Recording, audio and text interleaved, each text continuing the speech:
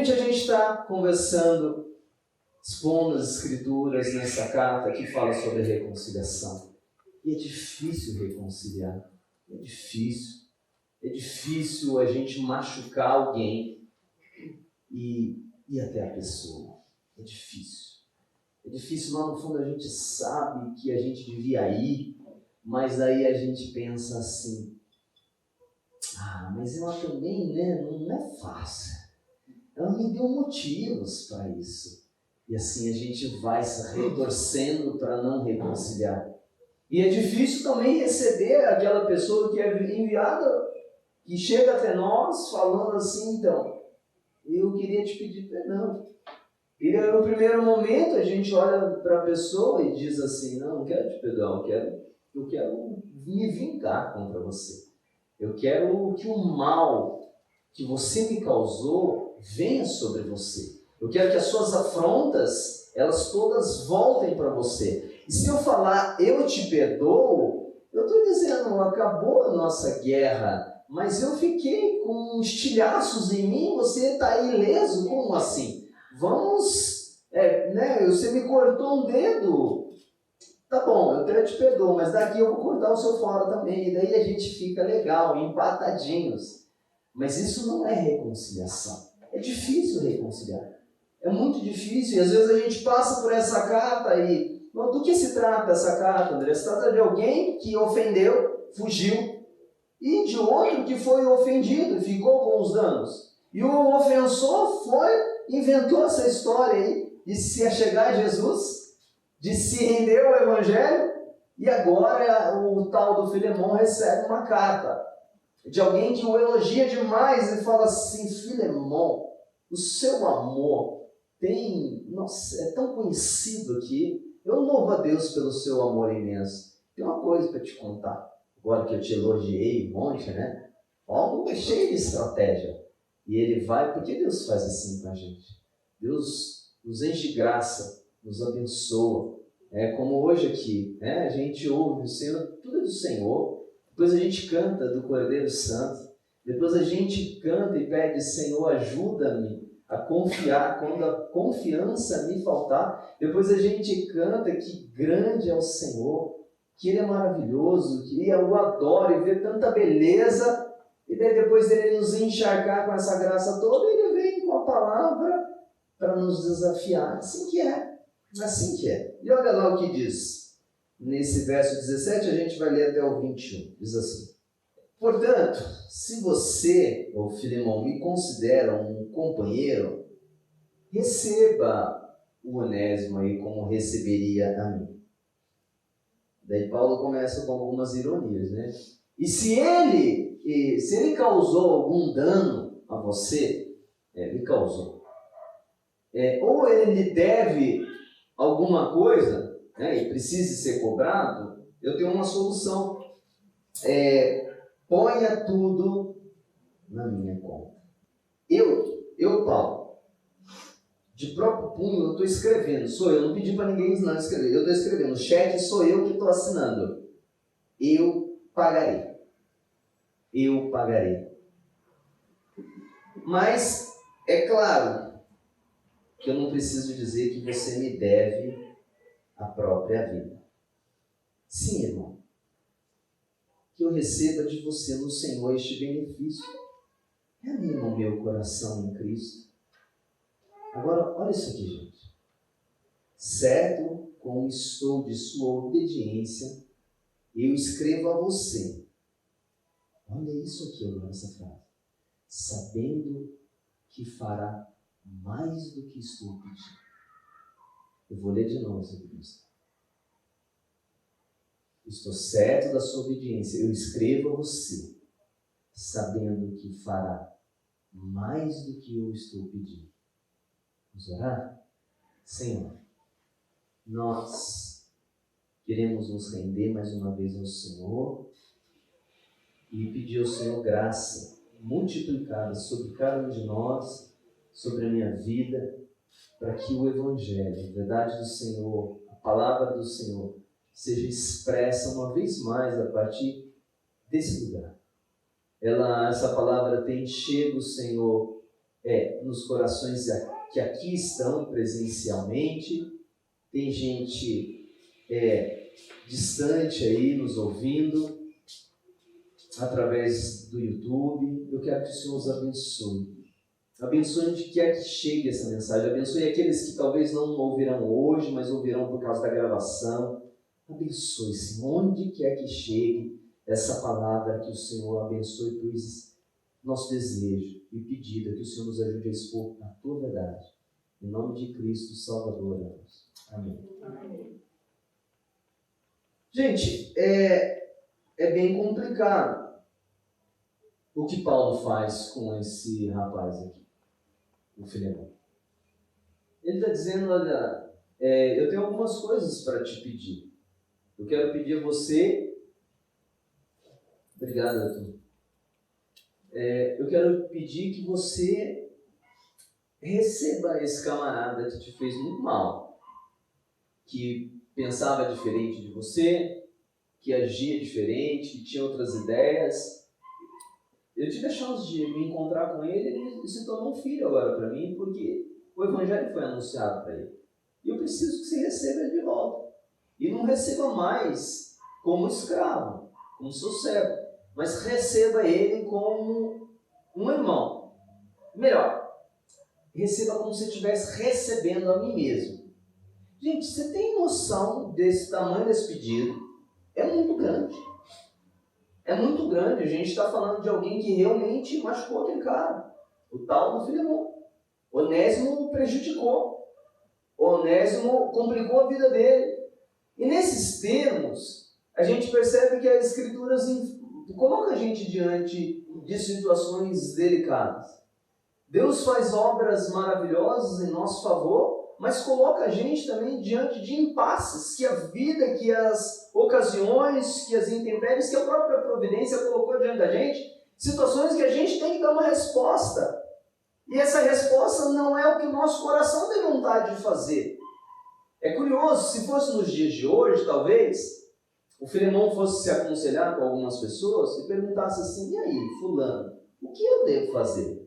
Daí na nossa sociedade, que tem coisas legais, em todas as épocas a graça de Deus está atuando, por isso que mães amam os filhos, pelo menos uma grande parte das mães amam os filhos. Daí você fala assim, por que pessoas que não creem, não servem a Deus, não temem a Deus, fazem coisas boas? Tem uma explicação para isso, é a graça comum. A gente menciona isso porque a imagem de Deus, todos os seres humanos foram feitos, ainda que contaminada pelo pecado, não retirou totalmente a ação de Deus sobre o ser humano. Por isso que o ser humano, mesmo sendo às vezes tão contraditório com relação às coisas de Deus, ele é capaz de semear, trabalhar, colher e fazer coisas boas com aquela colheita, no sentido de vender ao mercado, de comercializar e doar até para vizinhos, mesmo não aceitando a Deus como o seu Criador. Às vezes ele faz por motivações erradas, faz por culpa, faz por vontade de aplacar seus próprios erros, mas o faz. E daí a pergunta é, por que pessoas que não temem a Deus fazem coisas boas? A explicação é essa, a imagem de Deus está sobre elas, e por isso elas são capazes de fazer. Na teologia a gente ensina que isso aí é a graça comum, é um termo utilizado na doutrina cristã sobre isso. Agora o ponto é que se perguntássemos à nossa sociedade, que tem tanta coisa boa, é possível que algumas pessoas digam assim, o que diz o seu coração? Perdoa ou não perdoa? O André, Filemão chegando, né? O André, o que eu faço? Daí eu perguntaria a Filemão, o que os seus amigos de faculdade disseram? O que as amigas da sua esposa lá do salão de cabeleireiro, o pessoal do trabalho?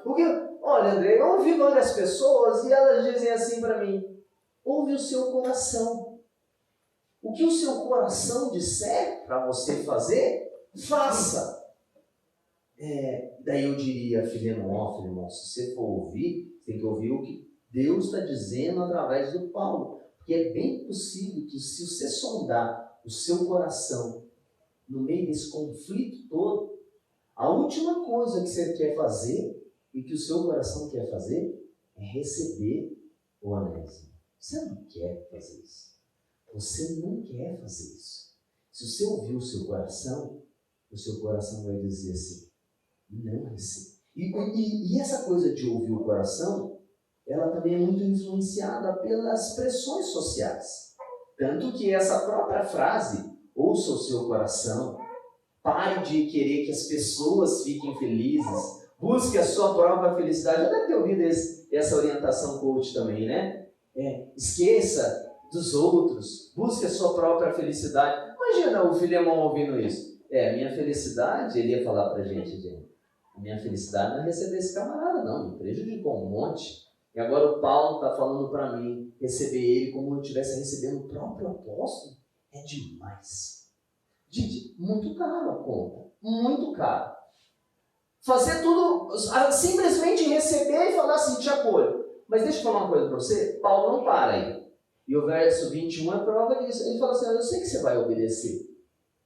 Mas aí Paulo lança sobre ele uma expectativa. E é sobre essa expectativa que eu quero refletir com vocês. Eu sei que você fará mais do que eu estou te pedindo. Pensa comigo, gente. A conta já não era bem alta?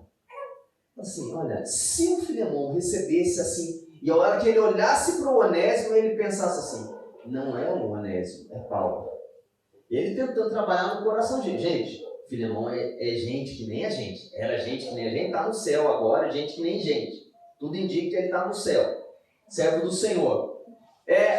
Recebeu. Não, é difícil. Mas eu tenho que receber como se fosse Paulo. O que eu faria para Paulo? Paulo é um apóstolo. Paulo diz na carta, olha, ô Filemão, você me deve a vida. Do que ele está dizendo? Ele está falando da ação de Deus. Paulo foi usado para testemunhar o evangelho para ele. E essa é a verdade.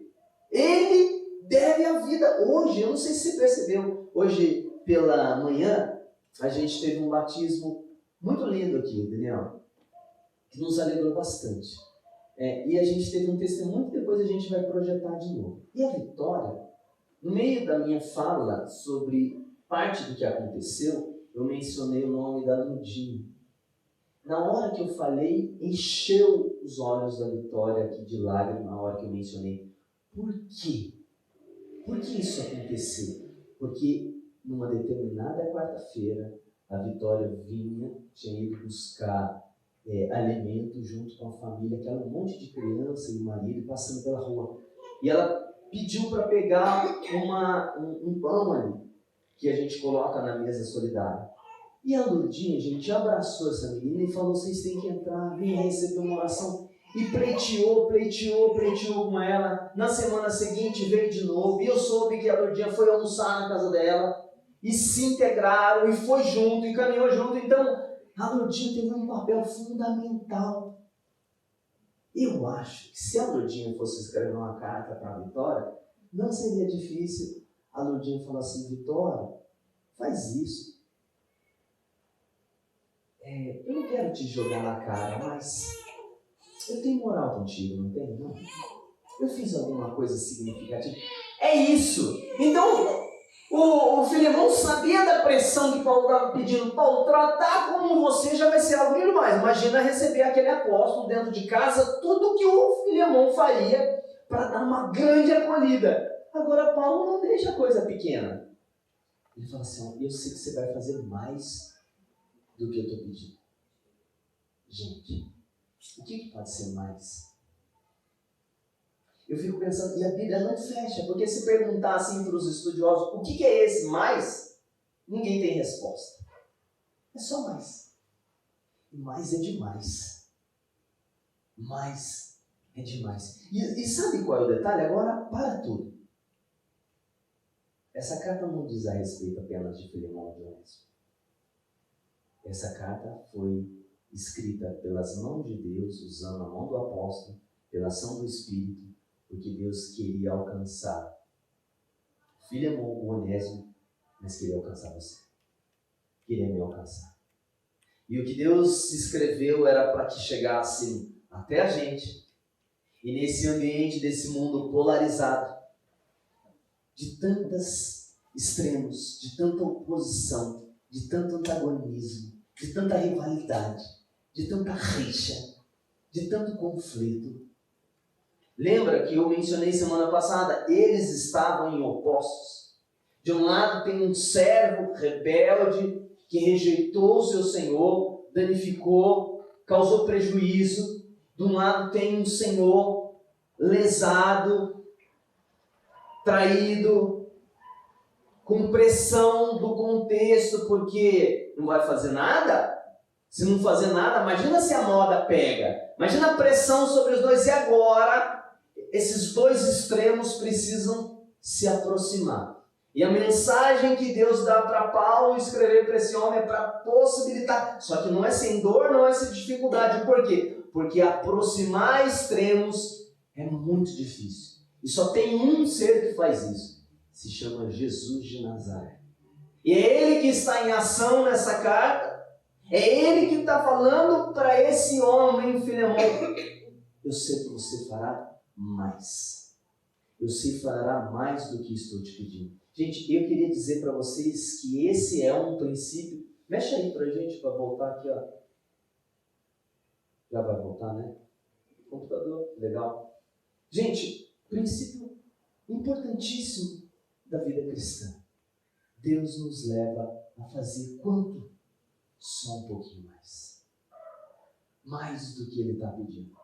É curioso, né? Porque quando você olha para a vida, quando você olha para a dinâmica, se a gente for para ambiente ou de trabalho, ou ambiente escolar, né, André? A gente vai descobrir gente que não faz nem o que a gente está pedindo, né? Onde é estabelecido para alguns funcionários, olha, eu só quero que você faça isso. O sujeito não faz nem isso.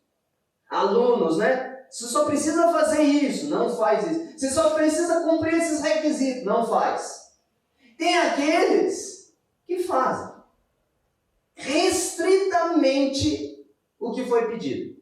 Aí tem uma torneira aberta ali, e daí tem aqui, caiu um pote. Daí você fala assim para o sujeito, porque ele já viu, mas nada moveu da inércia. E daí você diz assim, você pode pegar o pote? Ele vai e pega o pote. Ele pega o pote e volta com o pote, a torneira aqui derramando. Ele volta com o pote. Daí você pergunta assim, você viu a torneira? Eu vi. E por que você não fechou? Você pediu para mim pegar o pote. Tem desse nível, gente. Tem desse nível. E tem daqueles níveis assim. Se você pegar o pote e ainda fechar a torneira, você vai dar um prêmio. E daí tem gente maluca com prêmio, com premiação. Eu trabalhei no ambiente comercial, eu sei o poder de uma comissão, de uma premiação. Como isso mobiliza pessoas para fazer mais, mas ela não quer fazer mais porque o mais é esplêndido, é empolgante. Ela só quer fazer mais porque o mais vai dar mais para ela. Então ela não está pensando no mais porque é excelente, mas porque é recompensa. Tem esses três tipos. Agora, curioso que a Escritura não trabalha com nenhum desses. As Escrituras trabalham com simplesmente o mais. E aí eu me pergunto assim, será que essa fala de Paulo para Filemão tem eco para a gente? Eu queria dizer para você que é isso. O que Deus está pedindo de mim e de você é simplesmente uma coisa: generosidade. O que é generosidade? É mais. Simplesmente mais. E é inevitável eu pensar em quem é tão generoso assim. Quem é tão generoso assim, que sempre faz mais? Eu lembro de um episódio das Escrituras onde as pessoas estavam demandando fome, estavam caminhando com Jesus, os discípulos chegam para Jesus e falam assim, mestre, tem que mandar o pessoal aí, ó, a feijoada não deu, é muita gente para comer e não dá. E a gente se antecipou, está dizendo para o senhor, porque pode ficar mais escuro ainda, daí que azedou mesmo. Vai ficar, você sabe, né? Já tem criançada chorando de fome lá, e as mães estão beliscando a toa, não vai sair comida. Vamos mandar eles embora para esse pessoal, cada um resolver a sua vida. Jesus fala assim, não, vocês vão dar de comer. Eu fico imaginando se eu estivesse lá. Ele fica assim, vamos, vamos. Como o senhor falou que vamos. E daí aquele desespero, né? Chega uma criança com alguns peixinhos e alguns pães, e Jesus faz o que faz. E ele distribui, manda o pessoal sentar em grupos de 50. E daí o povo começa. Gente, como eu queria ver essa cena. De gente comendo, e a comida multiplica, e devia ser um negócio delicioso, assim. E daí, depois que acaba, todo mundo comeu. O texto diz que cestos foram recolhidos a mais. Você fala assim, Jesus faz para sobrar? Não. É abundância. Ele não faz com escassez. Ele faz sempre mais. Eu pedi para Deus abençoar muito o nosso domingo hoje pela manhã. Mas eu não imaginava quanta coisa bonita ele ia fazer. Em especial o tempo. Olha, nem nos melhores sonhos, nem no momento de mais fé, eu imaginava que ia ficar sol lá fora e aquilo ia estar fervendo. Porque eu ficava com essa preocupação hoje. Tipo assim, gente, quando faz muito sol, você não sabe, mas você vai orar esperando por ar-condicionado em algum momento. Daniel e a Dara sabem. A gente começa a orar por ar-condicionado. O Vinícius, então, nem se fala. Ele começa a campanha ar-condicionado, agora em dezembro, ele vai até meados de fevereiro, ele começa com essa oração do ar-condicionado. Porque a pressão, eu estava pensando, Senhor, manda sol. Mas, Senhor, se fizer muito sol e aquele monte de gente com feijoada, calor, meu Deus, vai ficar um horror. Eu fiquei preocupado. E, gente, eu ficava hoje assim, eu perguntava, não está muito quente aqui dentro, né? E a pessoa falou, não, está fresquinho, tinha até gente de blusa. Mas esse aí lá fora está com solzão, e aqui fresquinho. Meu Deus, fez muito mais. Mas eu queria te chamar a atenção para uma coisa. Jesus,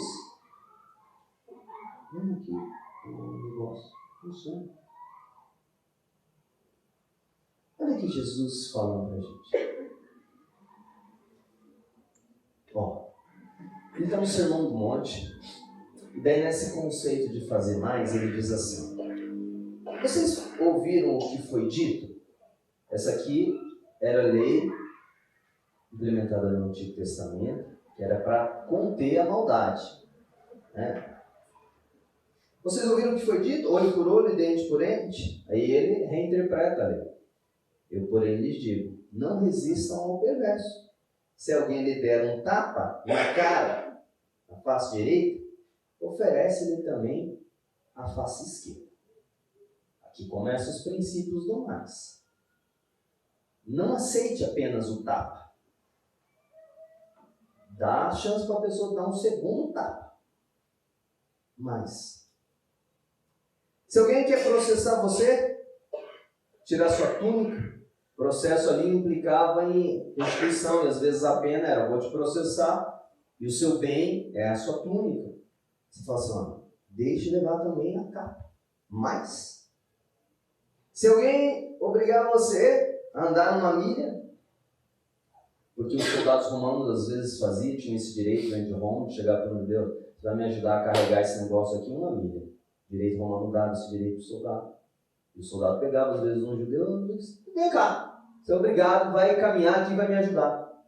E aí Jesus fala assim, não, caminha uma milha não. Caminha 2. Dê a quem lhe pede. E não volte as costas ao que lhe pediu emprestado. Vocês ouviram o que foi dito? Ame o seu amigo e odeie o seu inimigo? Eu, porém, lhes digo, ame os seus inimigos e orem pelos que perseguem vocês, para demonstrarem que são filhos do Pai de vocês que está nos céus, porque Ele faz mais. Ele faz o sol nascer sobre maus e bons, e vê chuva sobre justos e injustos. Agora, olha que Jesus fala assim, porque se vocês amam aqueles que os amam, que recompensa vocês terão? As pessoas corruptas, aqui o publicano tem usado aqui como sinônimo de corrupção, os publicanos também não fazem o mesmo? E se saudarem, cumprimentarem, for gentis apenas com os seus irmãos e não com a oposição? O que vocês estão fazendo demais? É fácil de ver assim. Os gentios fazem o mesmo. Gente, Você está percebendo? Sejam perfeitos, como é perfeito o Pai de vocês que está no céu. Eu queria que você não grudasse nessa palavra perfeição. André, ninguém é perfeito e não dá, né? Jesus, na verdade, André, Jesus estava jogando palavras ao vento. Essas palavras são furadas, não tem nada a ver. Esqueça aí essa fala de Jesus. Até parece, né? Não, gente. Essa palavra de Jesus é sério. O Espírito vem sobre nós para nos abençoar, para a gente viver a vida que nós não temos vontade de viver. Se amarem o que amam vocês, o que vocês fazem? A mesma coisa que as outras pessoas. E Jesus está dizendo, mas vocês não são iguais a outras pessoas. Vocês fazem mais. Eu espero que vocês façam mais. Que vocês amem os seus inimigos. E agora, nesse contexto de polarização, que vocês amem quem pensa diferente. Que vocês abençoem. Que vocês ajudem. Que vocês cooperem. Que vocês estendam a mão. Que eu concorde, André? Não estou falando sobre concordar. O problema é que na nossa cultura e no nosso jeito de viver é assim, ó. Eu só caminho com você, faço bem para você se eu concordar com você. É esses os termos, essa é a nossa narrativa. É isso que está sendo dito. Não! Não! Jesus não concordou com um monte de gente e as abençoa. Ou você acha que Jesus concorda com tudo que eu e você fazemos? Com tudo que eu e você pensamos? Com tudo que eu e você desejamos? Mas diga-se de passagem, se eu indagá-lo, te perguntar para ti, Jesus te abençoa? Tem te abençoado? Eu tenho certeza que você vai falar sim. Eu posso até falar para alguém que diante dessa palavra fala assim, ei, a chuva hoje, que fez tão bem, não hoje não, né? Dessa semana. A chuva dessa semana chegou até a sua casa? Você teme a Deus? Talvez várias pessoas vão falar que não. Porque Ele abençoa. Ele abençoa. O que Ele está dizendo para a gente? Para de distinguir. Para de eleger para quem você faz. Nós somos os embaixadores da paz, da reconciliação, do amor. Eu vou discordar. E tenho liberdade de consciência para fazer isso aqui mesmo, dentro de casa, com qualquer pessoa. Só que a minha discordância não fará eu odiá-lo. Não deve me tornar inimigo, que eu me muda de armas e agora preciso ir até você. Tem que fazer mais. Queria contar para vocês uma história de uma experiência que eu tive no ambiente comercial. Mas aquela experiência, ela transcendeu o comércio. Você sabe que às vezes, algumas experiências que tive no shopping, eu fiquei por 9 anos trabalhando no setor do varejo. E treinando equipe, e formando gente, e fazendo clientes e caminhando com as pessoas. E chegou um momento, e eu gosto de ideias diferentes, né? Vocês sabem disso. E chegou um tempo que foi proposto na empresa um desafio que a gente não deveria apenas vender, tipo, como se fosse muito fácil. A gente não deveria apenas fidelizar cliente. A gente colocou um alvo que a gente queria que ao término de cada atendimento o cliente saísse sorrindo. E era uma coisa só interna. Os clientes não sabiam, isso não era divulgado, era um trabalho interno. Então a gente, assim, evidente que não era fácil nem conquistar a equipe para esse tipo de proposta. Porque o vendedor, na verdade, ele estava ali submetido a uma pressão absurda, porque tinha uma meta para ser alcançada. Ele tem a vida dele, os problemas dele, que é o dinheiro dele, tem que aturar o cliente, e agora o gerente vem para ele falar que ainda o cliente tem que sair sorrindo, né? Ele queria sair sorrindo da loja, ele que queria sair com a comissão dada e com venda feita. Mas a gente começou a propor isso aí, e de verdade não tinha ninguém bonzinho na história. A gente sabia e tinha convicção de que não nos bastava apenas vender, precisávamos fidelizar.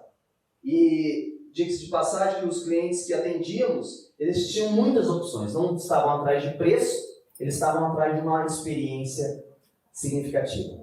Uma experiência que ele não pudesse replicar. E a gente sabia, éramos bem intencionados, assim, não sei se bem intencionados, éramos bem focados, pelo menos, na nossa proposta. Se fizéssemos aquele cliente, conseguíssemos que ele saísse sorrindo de loja, a gente sabia que ia marcar as emoções dele. E era muito provável que um outro desejo de compra, de aquisição, de estética, ele pensasse em nós. E aí, esse mundo de shoppings que é a nossa cidade, esse mundo de lojas, de ofertas, de gente querendo pegar o dinheiro dele, quem sabe ele lembrasse da gente. E assim foi. E dali eu tentando convencer a equipe que essa era uma boa proposta, que a gente tinha que tentar fazer desse jeito. E tentar descobrir como poderíamos fazer desse jeito. Gente, sempre tem uns malucos para ouvir as doidices e sempre tem uns mais doidos que a gente, enquanto a gente diz as doidices. Uma determinada moça, ela topou. Mas ela topou num nível assim, e eu às vezes suspeitava que ela não trabalhava por causa do dinheiro. Eu tinha a impressão que o marido dava conta de todas as contas, e a ideia era ela trabalhar para ela não ficar dentro de casa. E eu achava muito bom isso aí, porque ela trabalhava com entusiasmo, alegria, e nem se importava tanto se ganhava bem, se ganhava mal, ela estava na atividade comercial. E ela gostava muito de atender. E daí quando eu contei toda essa ideia, essa pessoa abraçou com muita força e era muito criativa. Daí, olha o fato. Um cliente chegou, uma família de clientes chegou, pedindo determinada peça, que era para presentear uma terceira pessoa.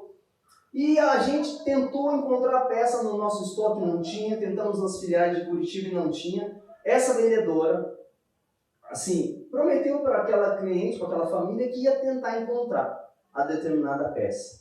Posso pegar seu nome e tal? E você já deve ter ouvido isso de algum vendedor, né? Às vezes não aparece, nunca mais retorna, não liga mais, é uma coisa difícil. E realmente é difícil. Porque essa coisa de ir no estoque, quando não tem no estoque central de algumas empresas, ela tem que ir no estoque da filial. A filial, os vendedores que estão lá ficam pensando assim, se a gente liberar esse produto aqui, pode ser que amanhã chegue um outro vendedor, algum cliente aqui. Então, há uma guerra pelo produto da própria loja, dele não distribuir para a segunda filial. Mesmo falando assim, mas não tem um cliente aqui querendo, e daí? Se vira aí com as peças que você tem, vende o que você tem, que essa aqui é nossa. Então, há uma briga interna nesse bastidor das lojas de ninguém liberar produto para ninguém. Isso é do mundo comercial. E essa vendedora foi atrás com muita força. E aí, se fosse enviado pela transportadora, ia demorar. E ela queria que o cliente ficasse feliz. Ela falou para o cliente, pegou os dados, encontrou numa loja, insistiu muito em uma determinada vendedora de outra loja, liberou. Falou, tá, então vou mandar para o Rio de Janeiro, Rio de Janeiro vai para Curitiba. Não, manda direto que eu vou pagar o Sedex. Daí eu já comecei a me surpreender, porque a comissão já não ia começar a cobrir o que ela estava tendo de custo. Mas ela estava com aquele negócio de fazer o cliente feliz. E paga o Sedex e o Sedex chega. O Sedex chega, aí ela comunica aos clientes que queriam comprar a peça. Aí elas falam para o cliente, mas o aniversário da fulana é tal dia, e a gente não pode ir buscar. Aí a vendedora fala, não se preocupa. Me passa o endereço da fulana que você quer presentear, faz a transferência, eu vou efetivar aqui a compra, e eu vou com o meu gerente, daí me incluiu na jogada, e a gente vai lá visitar essa pessoa e presentear ela.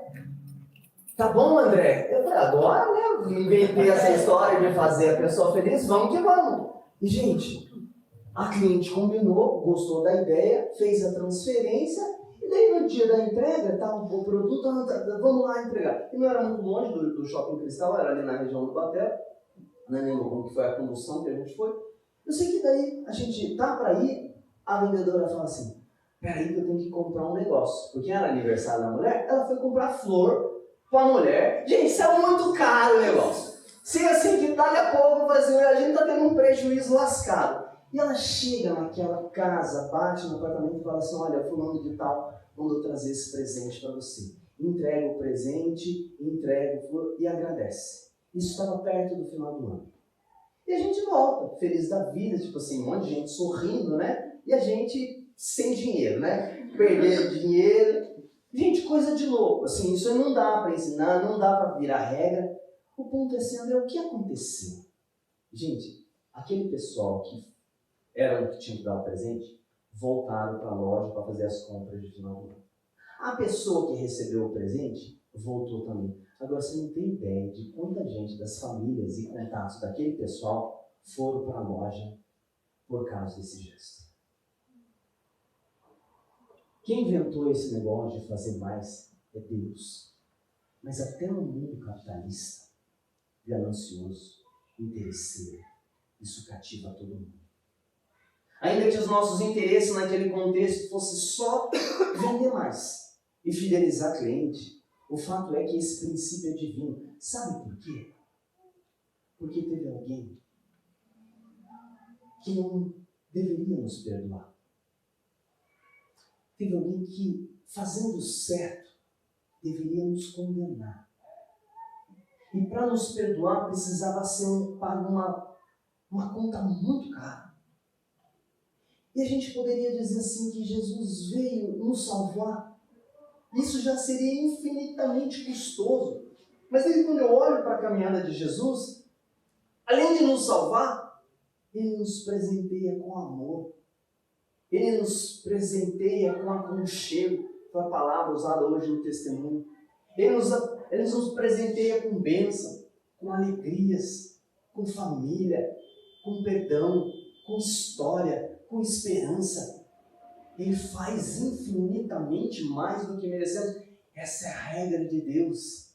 Esse é um princípio divino, esse é um princípio da caminhada. Faça, mas faça simplesmente mais. Eu queria te lembrar de novo disso. Eu queria que você colocasse o seu nome e o meu nome. E o próprio Deus escreveu em si. André, eu te escrevo, sabendo que você fará mais do que isso. Como será que seria a nossa vida se fizéssemos mais? Mais dentro de casa. Mais. Sabe o que você tem que fazer lá na casa? Sabe, né? Um pouquinho mais. Mais no trabalho. Mais com a família. Mais com a igreja. Quem seríamos nós? É o que Deus nos pede. Você fala assim, por que Deus?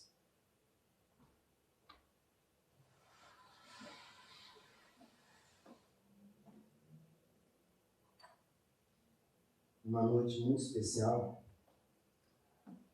ele tomou um pão, ele partiu esse pão e falou assim, eu faço mais por vocês. Passei esses 3 anos aqui com vocês, né? Abençoei, disse palavras boas, curei, mostrei o amor, revelei o Pai. Mas eu vou fazer ainda mais. Não é tudo, eu ainda vou fazer mais. Esse é meu corpo, que agora vai ser partido por vocês. Pois ele pega um cálice, fala assim, eu chamei cada um de vocês, né? Eu dei identidade para vocês, eu chamei pelo nome, eu mostrei o que é a vida, eu revelei para vocês coisas que eu não revelei para ninguém, mas não foi tudo. Tem um pouquinho mais, agora eu vou derramar o meu sangue para vocês. Esse é o seu, que está olhando para mim e para você, escrevendo uma carta para mim e para você, em dias de tanta rivalidade, em dias de tanto conflito, para a gente viver de um jeito diferenciado. Faça quanto, meu Pai, mais. Eu fiz mais. Lembra do que eu fiz por você? Só faça mais.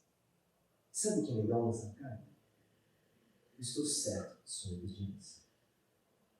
Oh, que coisa linda. Tem um Deus que confia em mim e você dizendo assim pra gente, eu estou certo da sua obediência. Isso é demais.